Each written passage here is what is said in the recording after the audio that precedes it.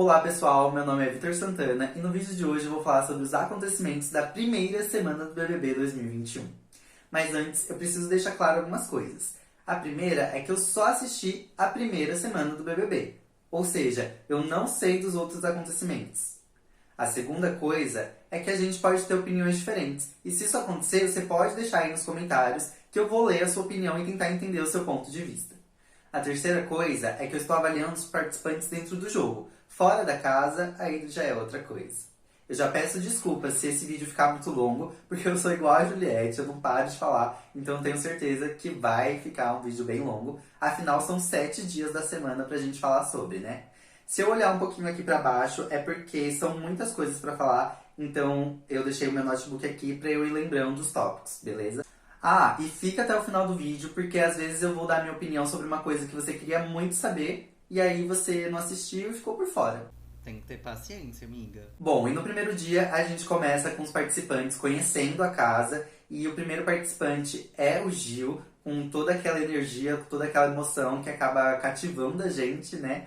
E a gente tem a separação de 6 participantes, 3 da pipoca e 3 do camarote, em uma casa separada, porque esses são os participantes imunes. E são eles a Juliette, a Lumena e o Arthur, do grupo Pipoca, e o Projota, a Vitube e o Fiuk, do grupo Camarote. E já no primeiro dia a gente tem alguns padrões que vão se repetir ao longo da semana, como o Fiuk cortando bife, ele já assume ali o lugar dele de cozinheiro da casa, o Projota sendo enjoado com comida, a Juliette já idealizando um romance com o Fiuk, falando que já imagina o Fábio Júnior cantando no casamento deles. A gente tem a primeira prova de imunidade da casa, que foi oferecida pela Americanas. E a única coisa que eu não gostei no primeiro dia foi do Rodolfo, que ele ficou com uma cara assim de desinteressado, sabe? De deslocado. Na prova ele não parecia que estava interessado em ganhar. Inclusive, ele perdeu a prova. Foi o primeiro a perder. E aí no dia seguinte a gente vê um pouco mais sobre isso. O Rodolfo ele estava junto com o Caio, era em dupla a prova. E os ganhadores foram o Nego Di e o Lucas. Eu pensei que quem podia ganhar a prova fosse a Sara e o Gil, por conta deles estarem bem empenhados, ou então a Thaís e o João, por conta deles serem um pouquinho mais calados no canto deles, então eles, assim, passam despercebidos, sabe? A prova durou em média de 8 a 10 horas, mas só poderia ter um ganhador da imunidade, e esse ganhador foi o Lucas. Já o Nego Di ficou com um PlayStation 5. E já no segundo dia, a gente tem o Gil ganhando o nosso coração mais uma vez, contando uma história um pouco emocionante, né? De como ele conseguiu chegar até aí. Ele já fez até doutorado, se eu não me engano. Então, realmente muito comovente. E já no segundo dia, a gente tem a primeira discussão da casa, que é entre os ganhadores da prova, Lucas e Nego Di. E isso aconteceu porque o Caio levantou uma questão de que as meninas estariam muito unidas na primeira semana, e por isso, na hora de indicar alguém ao paredão, provavelmente elas iriam indicar um menino. E por isso o Lucas falou assim, que já que elas estariam unidas, eles teriam que se unir também pra votar em uma menina. E aí o Nego Di não concordou com isso, né? Ele levantou a questão de machismo e tudo mais. E aí isso acabou sendo levado pra casa inteira. E acaba com que a Carol assume o papel dela de mamacita, né? E durante a semana ela continua dessa forma, de aconselhar os participantes, né? Então ela aconselha o Lucas sobre essa situação. Aí a gente tem o G6 discutindo sobre a questão deles terem que votar em uma pessoa para o paredão e se eles deveriam ou não contar para o restante da casa que eles teriam que fazer isso, né? Se eles dissessem a verdade, então as pessoas iriam se aproximar deles, né? Forçar uma amizade para que eles não indicassem eles ao paredão. E se eles não contassem, as pessoas iriam ficar muito chateadas, né? Por eles não trabalharem com a verdade e tal. E aí, no final do dia, juntam-se as casas, e aí aquela loucura, né, do pessoal. Ai, Carol, você tava aqui. Ai, Projota, você tava aqui. Aquele chororô, aquele, meu Deus, é meu ídolo e tal. Todo mundo é lindo, todo mundo é maravilhoso, né? Agora, no dia a dia que a gente vai descobrir. E aí, no terceiro dia, eles fazem uma rodinha de apresentação, e é aquele chororô, todo mundo se emociona. Aí a gente já descobre que o Fiuk além de cozinheiro, é muito carente, aí toda hora ele quer abraçar as pessoas e chororô pra todo lado, né? E a gente até entende, né? Por conta da pandemia, da quarentena, ninguém pode abraçar ninguém, tá todo mundo com as emoções abaladas, então é normal. Aí a gente já tem ali as meninas se organizando pro Fiuk dormir ao lado da Thaís, porque sabe que ela tem um crush nele. A gente tem também o queridômetro, que é quando os participantes têm que dar um emoji para os outros participantes. Por exemplo, eles dão um coração se eles gostam da pessoa, eles podem dar uma cobrinha se eles acham essa pessoa falsa, enfim. E aí disso, a Kerline é a única a receber uma cobrinha. E aí já vira um bafafá na casa, né? De quem será que deu essa cobrinha pra ela, né? Afinal, ainda estão no terceiro dia, mal se conhece e tal. E foi o Fiuk, né? E aí eles ganham maquiagem da Avon, e até a Juliette fala do quão a maquiagem é importante pra vida dela, afinal ela também é maquiadora, e o Caio dá a ideia das meninas maquiarem os meninos. Só que isso acaba gerando um bafafá na casa, porque a Lumena fica muito abalada com isso. Não pelos fatos deles terem se maquiado, dos homens terem se maquiado, mas por conta deles terem agido de forma afeminada, né? E ela fala que isso não é brincadeira. Um hétero se vestir de gay afeminado, isso não é brincadeira. Isso é questão de várias pessoas sofrerem agressões na rua, se suicidarem, né? E o Caio, ele fica muito, assim, abalado, né? Porque na cabeça dele, ele só tinha proposto uma brincadeira. Ele não pensou que isso poderia ser uma questão tão grande. Mas eu achei legal o quanto ele se mostrou aberto, né, para essas questões. Porque, primeiro que eu não esperava que ele fosse propor isso, né? Foi uma coisa assim muito nossa. Porque normalmente a gente tem essa visão de que o homem hétero, mais do interior, tem a cabeça mais conservadora, um preconceito com a maquiagem, né? E quando ele propôs isso, eu achei muito legal. Achei ele aberto a entender, né, a novas coisas, a se desconstruir.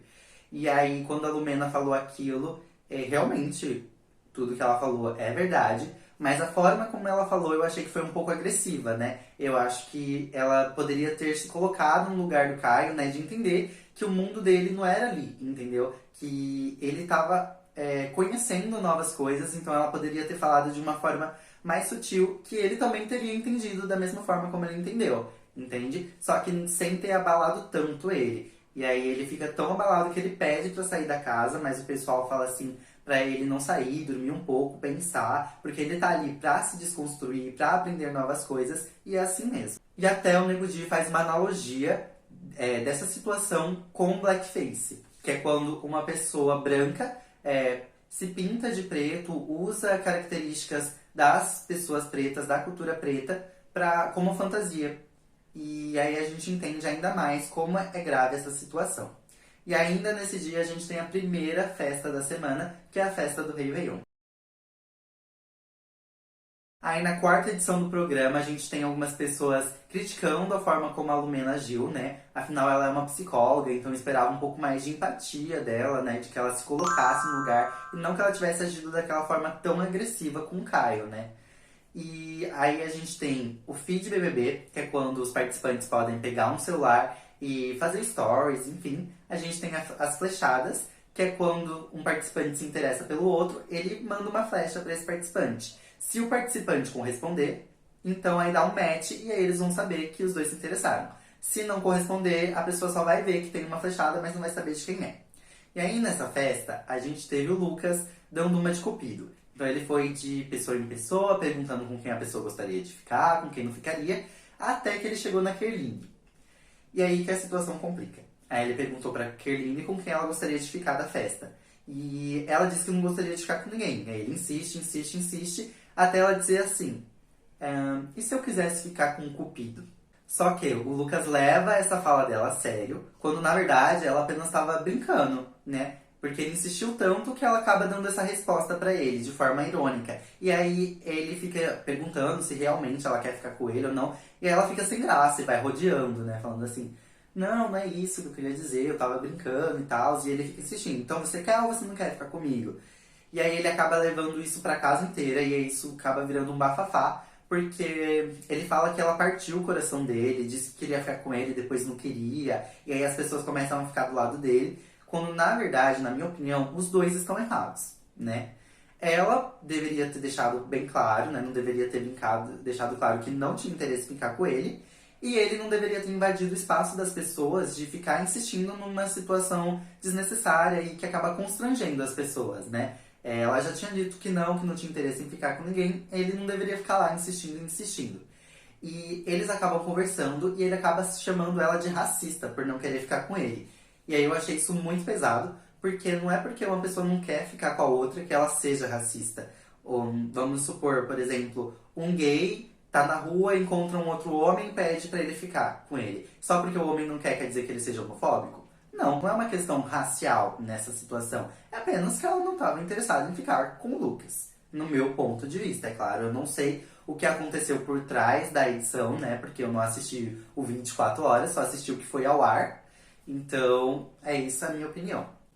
Resumindo, os dois estão errados pela forma como agiram. E aí a gente tem a Casa Brava com a Juliette, porque ela acaba usando quase todo o tempo do confessionário, ou seja, tomando o tempo das outras pessoas de falarem, e ela nem se dá conta porque ela fala demais, igual eu. Aí a gente tem a Lumena conversando com a Carol, dela não ter gostado do que ela ouviu o Rodolfo falando, porque o Rodolfo diz assim pros meninos que ele acha que as pessoas, na hora de desconstruir as outras, elas deveriam pensar, ser inteligentes e usar da paciência, né? Afinal, as pessoas têm que entender que uma não é da mesma realidade que a outra. E aí a Lumena ficou muito brava, né? Porque o que o Rodolfo estava falando era uma crítica à Lumena, né? E aí a gente tem a primeira prova do líder da semana, que foi oferecida pelo PicPay. E eles têm que montar um QR Code. E quem acaba ganhando a prova, novamente, é o Nego Di e o Lucas. E dessa vez, o Lucas fica com 10 mil. Eles tiveram que decidir entre eles, não foi sorteio nem nada. E o Nego Di fica com a liderança. E aí ele já pode escolher as 9 pessoas, que serão VIP com ele. O Lucas, a Carol, o Projota, a Vitube, a Camila de Lucas, o Gil, a Lumena, o João e a Pô. Aí na quinta edição do programa, a gente tem eles discutindo por conta do que vai comprar pra comer, né? O grupo da Xepa. Pra quem não sabe quem é Xepa, é o contrário de VIP. Se você não tá no grupo dos VIPs, você é o grupo da Xepa. E aí a Carla fica muito chateada porque ela tenta dar a opinião dela, mas ninguém escuta. Aí a gente tem a Juliette tentando conversar com o Fiuk, porque ela sente que há um problema na comunicação deles. E aí ela vai conversar com ele pra tentar resolver esse problema, mas o Fiuk age de uma forma muito desagradável com ela, sabe? Ele fala assim se na profissão dela ela é daquele jeito, se ela pode ser irônica e tal. A forma como ele reagiu com ela eu achei muito desagradável, até porque a todo momento, né, do programa ela se mostrou amigável com ele, se mostrou interessada nele, e ele agir dessa forma rude com ela, pra mim que tava assistindo já doeu, imagina pra ela que tava lá naquela situação. Então achei que o Fiuk mandou muito mal dessa vez. E aí eles fazem as compras deles no aplicativo da Americanas. E a gente tem a segunda festa da semana, que é a festa da herança africana, que afinal, gente, ficou linda, maravilhosa. A decoração ficou simplesmente perfeita. E aí a gente vai pra sexta edição do programa, onde o Nego Di, que é o líder, ele fala pro Gil que quer o Gil do lado dele, por isso que convidou ele pra ser do grupo dos VIPs, porque ele acha que o Gil tem um potencial muito forte, sabe? Com o público aqui fora. E aí, durante a festa da herança africana, o Lucas se envolve em mais uma treta. Ele vai nos participantes pretos e pede para que eles se juntem em um grupo para eliminar os participantes brancos, para que fique uma igualdade de raça. 7 participantes pretos e 7 participantes brancos. O que as pessoas acham isso um absurdo, né? E aí ele acaba arrumando treta com as meninas. Inclusive a Camila de Lucas, ela chama ele de otário no meio da festa. Aí a Lumena se explode com ele, o Arthur explode com ele pede pra sair da casa, né? E o Arthur fala assim, pra ele parar de palhaçada, se ele quer sair, que ele saia, se ele quer ficar, que ele fique, mas que ele pare com esse circo. E aí ele fala pro Rodolfo que o Rodolfo não se redimiu na questão da maquiagem. Enfim, ele foi arrumando treta com todo mundo. Inclusive o Projota desabafa com o pessoal sobre essa questão racial. Ele fala que em nenhum momento do programa as pessoas olharam umas pras outras com nojo ou desrespeito por conta da cor delas. E que o problema, então, na casa não é um problema racial, né? A todo momento ele se sentiu ali igual a qualquer outra pessoa branca. E que, na verdade, quando uma pessoa se desentende com a outra, é realmente Por exemplo, não concordo com o que você pensa, não concordo com as suas atitudes. Não porque você é branca, preta ou amarela, entende? E aí o Lucas decide ficar na casa, apesar de já ter feito as malas. A gente tem a prova do anjo, onde o Rodolfo é o vencedor. Essa prova foi oferecida pela Kemi Color, acho que é assim que se pronuncia. E aí a gente vê uma diferença no comportamento dele. Porque no primeiro dia eu tinha achado ele, assim, um pouco desinteressado em fazer parte de tudo aquilo, sabe? Ele não se esforçou para ganhar a primeira prova, na minha opinião, e já que não, ele se esforçou bastante e inclusive ganhou. E aí ele pôde escolher 2 monstros, que são 2 pessoas que vão sofrer uma punição. E a punição era que essas pessoas se vestissem de bailarina e pirata. E ele escolheu o Arthur e o Bill. E aí eles tiveram lá que ficar dançando. E aí a gente tem o Big Fone, onde o João atende primeiro e ele coloca a Sarah, o Rodolfo e o Bill no paredão. Depois a gente tem o Bill atendendo o Big Fone. E aí ele se salva do paredão. E aí ele atende o telefone pela 3ª vez que tocou. E ele salva o Rodolfo do paredão. Ou seja, só ficou no paredão a Sarah. E aí a gente tem, pra finalizar esse dia, a Carol falando publicamente que tem interesse no Bill. Ela não falou pro Bill, ela falou pros amiguinhos dela, entendeu? E aí no 7º e último dia dessa semana, a gente tem a Carol falando com os amigos dela, o pessoal do VIP, que ela não quer comer com o Lucas, que ela prefere que comer sozinha, mas ela não fala isso pro Lucas ainda, porque eu já sei que em um outro dia ela vai falar isso pro Lucas e que vai ser uma situação totalmente desagradável. Mas a gente ainda vai ver isso.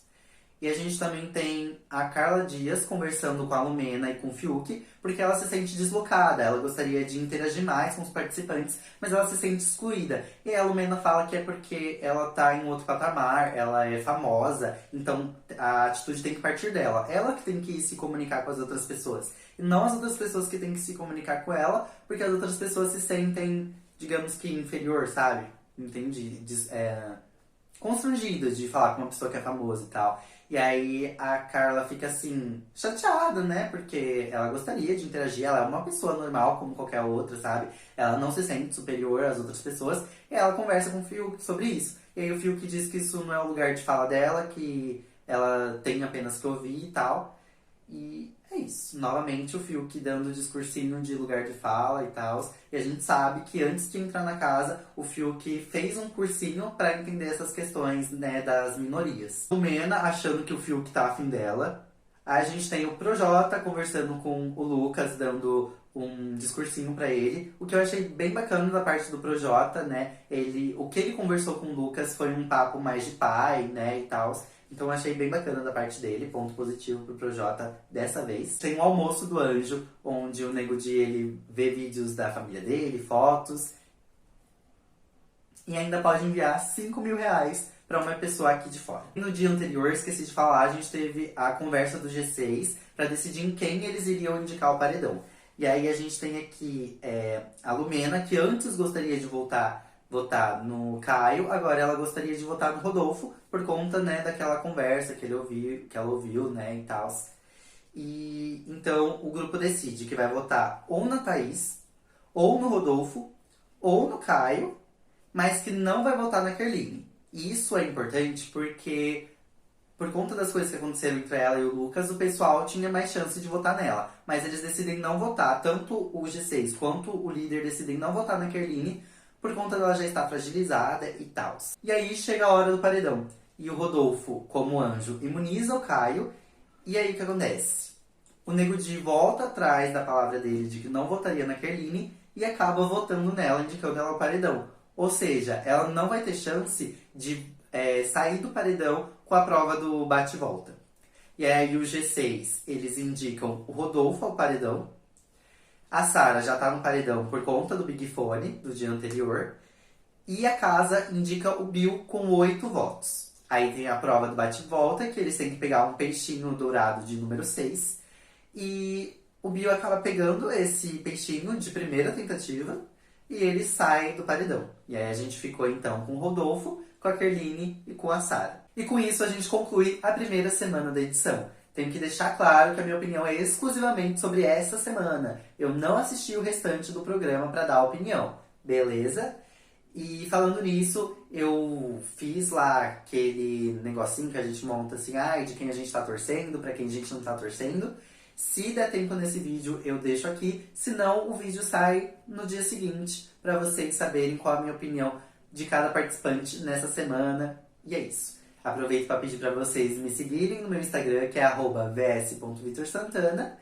Deixar o like se vocês gostaram, comentar aqui embaixo a opinião de vocês. E é isso. Obrigada a todos por assistirem até aqui e um beijo. Tchau, tchau.